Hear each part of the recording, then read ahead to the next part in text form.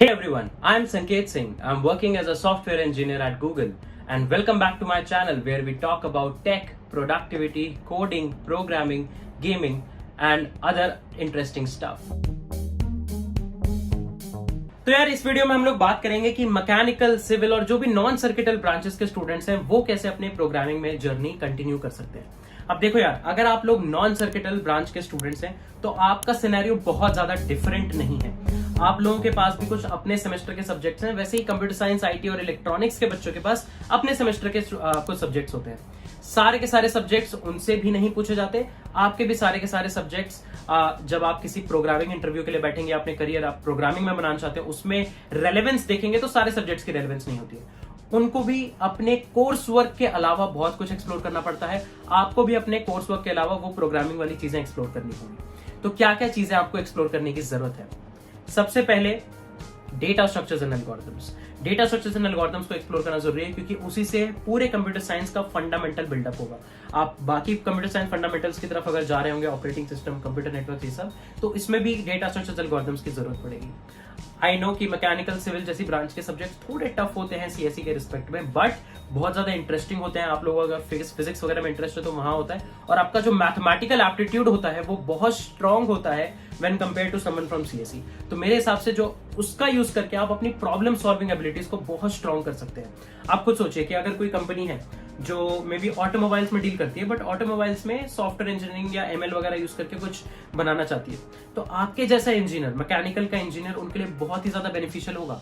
Companies like Mercedes, companies like Audi ऐसे engineers को भी प्रेफर करती है क्योंकि आपको उस ऑटोमोबाइल का, उस कार का, उस व्हीकल का भी डायनेमिक्स पता है, आपको पता है कि उसके मैकेनिक्स कैसे काम करने वाले हैं, और आप उस चीज को ध्यान में रखते हुए सॉफ्टवेयर को बिल्ड करने वाले हो। So that is something a plus point for you. There is nothing that is going to be negative for you. आपको बस एक चीज ध्यान रखनी है कि आपको टाइम मैनेजमेंट अच्छे से करना है और स्टार्ट से ही डेटा स्ट्रक्चर्स एंड एल्गोरिथम्स को प्रैक्टिस करते हुए चलना है। साथ ही साथ आपको प्रोजेक्ट बिल्डिंग के ऊपर ध्यान देना है। अब मुझे ऐसा लगता है कि जब आप 4th से 5th सेमेस्टर में आ जाते हैं, क्योंकि आपको अपना कॉलेज भी मैनेज करना है, आपको अपने ब्रांच के प्रोजेक्ट भी मैनेज करना है, मेरे हिसाब से आप कुछ computer science related, web related, Android related projects कर सकते हैं 4th से 5th सेमेस्टर के बीच में। आइडियली मैं सीएसई के स्टूडेंट्स को कहता हूं कि वो 3rd सेमेस्टर में डेव वाला पार्ट सीख लें, पर आप 4th से 5th सेमेस्टर तक भी सीखेंगे तो कोई दिक्कत की बात नहीं है। आप मेरा डेडिकेटेड रोड मैप देख सकते हैं जो मैंने बनाया हुआ है 1st से 4th ईयर के स्टूडेंट्स के लिए। अगर आप उस रोड मैप को भी फॉलो करते हैं along with your mechanical and civil studies, then also things will work out for you. But project बनाना बहुत इंपॉर्टेंट है ताकि आपका रिज्यूमे थोड़ा सा शो अप करे। कहीं पे भी आप अप्लाई करें तो आप अपने रिज्यूमे को दिखा पाएं। That is something very very very important for you. Before moving forward, I would like to thank the sponsor of this video, that is Cryo.do. Cryo.do is the world's only work experience based learning platform to learn the latest tech skills in the market. Cryo Launch by Cryo.do is India's largest tech externship opportunity for developers to showcase their skills and get placed in the best product based companies that are available in the market. For example, Upgrad, Urban Company, Oracle, Paytm, Grofers, Cred, BharatPe, etc. Cryo Launch externships are professional project building opportunities where you work on a real tech problem from the industry. To become a Cryo Launch developer, all you have to do is just crack a coding test. Once selected, you build externship project to prove your developer skills and get hired into amazing product-based companies. And all of it is just for free. You pay nothing at all to become a Cryo Launch developer. Your effort is the only investment. So, what are you waiting for? Join the Cryo Launch program launched by Cryo.do. For details, you can find the special link in the description section below so that you can book a slot for Cryo Launch coding assessment. I would highly recommend you guys to check out Cryo Launch and start your coding journey with Cryo. साथ ही साथ आप LinkedIn पे बहुत active रहिए, GitHub पे profile बनाइए, CodeChef, Codeforces पे profile बनाइए। ये सारी जो प्रोफाइल्स हैं आपका आजकल नया रिज्यूमे बनेगा और इन्हीं के बेसिस पे लोग आपको जानेंगे। कम्युनिटी में एक नाम बनेगा कि यार ये तो मैकेनिकल से हैं फिर भी कॉम्पिटिटिव में इतना फोड़ रहे हैं, या फिर इतने क्रेजी क्रेजी प्रोजेक्ट्स कर रहे हैं, या फिर ओपन सोर्स में कुछ तो मचा ही दे रहे हैं। तो अगर आपको ऐसा लगता है कि आपका प्रोग्रामिंग वाले पार्ट पे यहाँ पे इंटरेस्ट भी बन रहा है, तो आप इन प्रोफाइल्स पे थोड़ा सा एक्टिव रहिए, लिंक्डइन पे कनेक्शंस बनाइए, ताकि कल को आपको ऑफ कैंपस अपॉर्चुनिटीज के लिए अप्लाई करना हो तो आपके लिए इंपॉर्टेंट रहे। क्यों कह रहा हूं मैं ऐसा? क्योंकि ऑन कैंपस अपॉर्चुनिटीज में कई कंपनीज मैकेनिकल वालों को नहीं बैठने देती हैं, नॉन सर्किटल को नहीं बैठने देती। This is the harsh truth, I can't do anything about it, but you can do something about it by making out some connections, by having a good LinkedIn network and requesting them to give you referrals for some opportunities at their companies। और एक humble way में अगर आप लोग request करेंगे, आपकी profile एक अच्छी बिल्ड हुई होगी, तो आप लोगों को बहुत ही जल्दी चीजें मिल जाएंगी। आप लोग CSE वाले लोगों के साथ पीयर अप कर सकते हैं।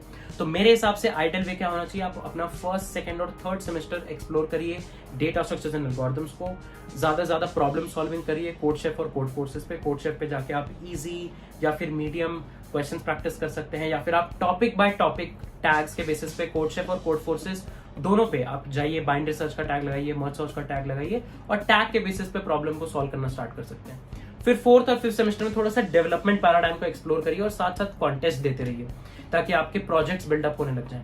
और सिक्स सेमेस्टर से आप सोलली इंटरव्यू के लिए तैयारी करना शुरू करिए, क्योंकि आपके जो मेजर और माइनर प्रोजेक्ट्स आएंगे वो यहाँ पे बहुत ज्यादा काम नहीं कर रहे होंगे और वहां पे टाइम बहुत जा रहा होगा, क्योंकि आपके थोड़े से वाइवा और प्रैक्टिकल थोड़े से ज्यादा डिफिकल्ट भी लगते हैं, एटलीस्ट मुझे लगते हैं, दिस इज माय ओपिनियन।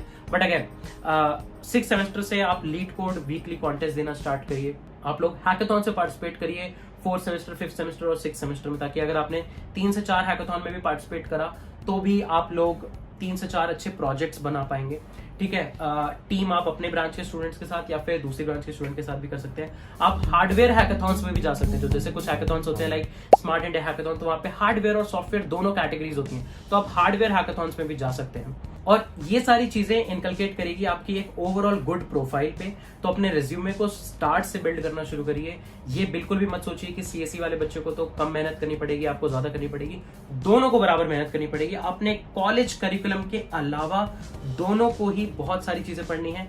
उनको भी डेटा स्ट्रक्चर्स एल्गोरिथम्स पढ़ना है, कोड शेफ कोड फोर्सेस करना है, आपको भी करने की जरूरत है।